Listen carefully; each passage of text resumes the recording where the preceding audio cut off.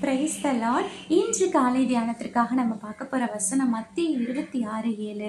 ஒரு ஸ்திரீ விலையேற பெற்ற பரிமள தைல வெள்ளைக்கல் பரளியை கொண்டு வந்து அவர் பூஜனம் பண்ணிருக்கும் போது அந்த தைலத்தை அவர் சிரசின் மேல் ஊற்றினாள்.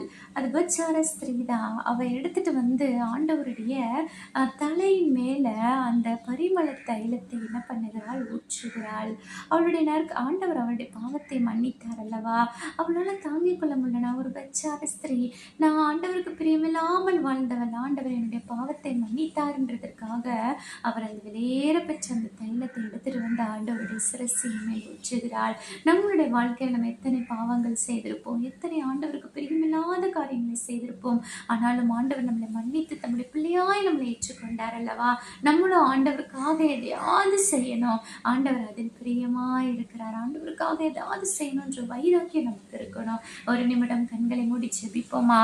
அந்த ஸ்திரீ அந்த வெளியேறப்பட்ட பரிமள தைலத்தை ஊற்றினது போல நாங்களும் மேலப்பாண்டவரே எங்களால முடிந்ததை உமக்காக நாங்கள் செய்ய எங்களுக்கு கிருபைத்தாங்க.